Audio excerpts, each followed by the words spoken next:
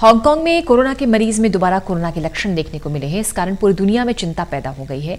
ऐसा क्यों हो रहा है, जानने के लिए CSIR के प्रमुख शेखर मांडे से बात की हमारे सहयोगी ललित नारायण कांडपाल ने।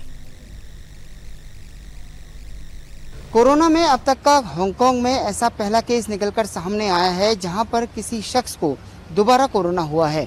क्या ये एक खतरे का संकेतक है? क्या इसको किस तरह से देखना चाहिए? इस बारे में मेरे साथ बात करने के लिए मौजूद हैं CSIR के प्रमुख शेखर मांडे जी। सर, कैसे देख रहे हैं आप इस पूरे इसको, दोबारा कोरोना होना मतलब क्या है? ऐसी बात है कि हांगकांग का किस्सा वैज्ञानिक रूप से सही है, जो उन्होंने सामने मिलाया हम लोगों के, और ये चिंताजनक हो सकता है। लेकिन अभी बहुत ज़्यादा चिंता करने की ज़रूरत नहीं है, इसलिए क्योंकि अभी एक ही किस्सा हमारे सामने में आया है, और अगर कई सारे किस्से अगर हमारे सामने में आते हैं तो ज़रूर हम लोगों ने इसकी चिंता करनी चाहिए। तो ऐसा है कि ये व्यक्ति को जो माना जा रहा है कि पहले कोरोना का इन्फेक्शन हुआ था एक वायरस के स्ट्रेन से, और वो व्यक्ति उससे ठीक हो गया था, तंदुरुस्त हो गया था, और दोबारा फिर ऐसा हुआ कि दूसरे किसी स्ट्रेन ने उसको दोबारा पकड़ लिया है। तो इसलिए लोग समझ रहे हैं कि ये दोबारा हो सकता है, लेकिन इसमें अभी बहुत ज़्यादा चिंता करने की ज़रूरत नहीं है, क्योंकि अभी हमारे सामने में एक ही किस्सा आया है। इतने सारे जो लाखों लोगों को जिसको कोरोना हुआ है, उनमें से एक ही किस्सा हमारे सामने में आया हुआ है। लेकिन सर, मैं आपसे एक बात ये जानना चाह रहा हूँ कि ऐसा आखिर क्यों हो सकता है? आपका आकलन क्या कहता है? क्या वायरस की प्रवृत्ति बदल रही है, या इंसान का इम्यूनिटी सिस्टम इसके लिए कुछ कारण आपने जो दूसरी बात कही वो हो सकती है, क्योंकि हमारी जो प्रतिरोधक शक्ति है वो ऐसा पाया गया है दुनिया में कि हमारे बॉडी में जो एंटीबॉडीज तैयार होती है वो करीबन 3-4 महीने तक रहती है वायरस के खिलाफ। तो एटलीस्ट एंटीबॉडी के हिसाब से जो इम्यूनिटी होती है वो 4 महीने तक सही है।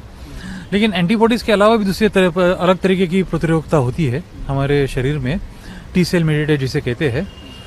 तो उसका अभी तक पूरा अभ्यास इतने गहराई से नहीं हुआ है कि वो हमें कितनी लंबी समय तक हमें बॉडी को इम्यून रखेगी वायरस के खिलाफ।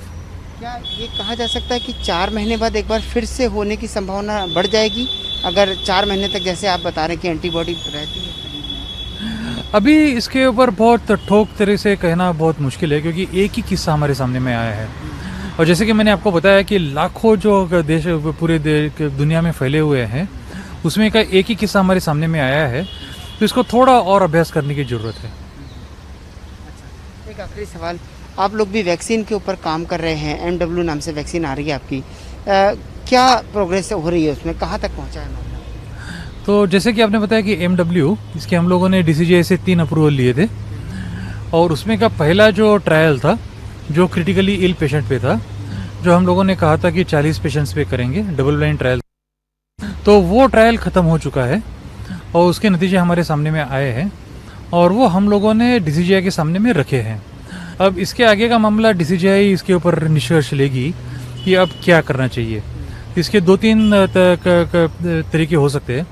एक तो DCGI कह सकती है कि हम लोग इसे इमरजेंसी अप्रूवल दे दें, या DCGI कह सकती है कि इसके और ज़्यादा बड़े स्तर पर ट्रायल करने की ज़रूरत है, या DCGI ये भी कह सकती है कि ये नतीजे के सही नहीं लग रहे तो और कुछ आगे बढ़ाने की। तो यानी अगर DCGI परमिशन देती है तो फिर ये स्टेज 2 में चली जाएगी?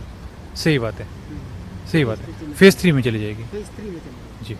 हमसे बात करने के लिए बहुत बहुत शुक्रिया। तो शेखर मांडे बता रहे हैं कि जिस तरह से ये हांगकांग का मामला सामने आया है, ये कहीं ना कहीं चिंता का मामला तो ज़रूर है, लेकिन इस पर अभी और अध्ययन की ज़रूरत है, तभी इस पर आखिरी निष्कर्ष निकल पाएगा। कैमरा पर्सन शूरवीर के साथ ललित नारायण कांडपाल, टोटल न्यूज़, दिल्ली।